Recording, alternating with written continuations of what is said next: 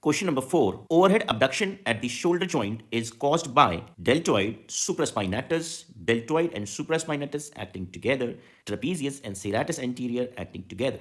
So in this image, what you're seeing is the muscles involved in lateral rotation of scapula. This you are seeing is insertion of the upper fibers of trapezius.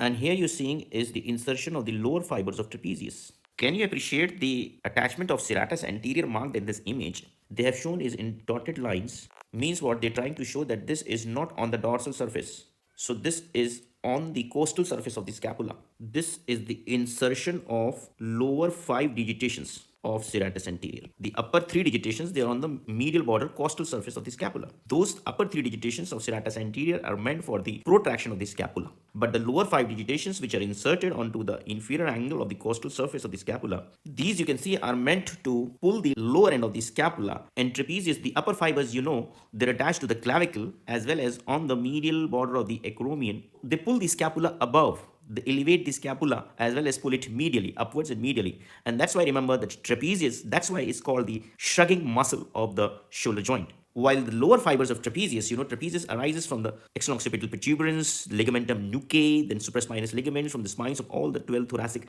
vertebrae. So the lower fibers of trapezius, they're inserted here, it has a wide insertion like this, fibers reaching down till here to the root of the spine or scapula.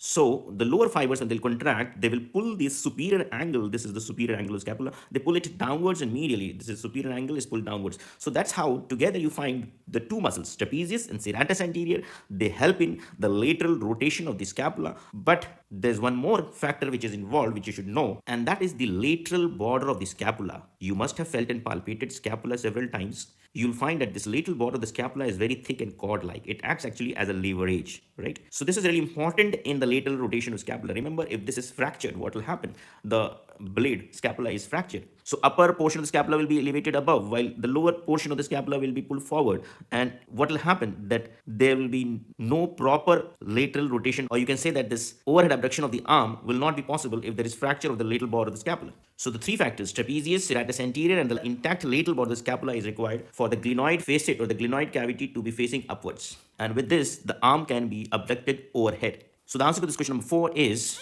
trapezius and serratus anterior acting together.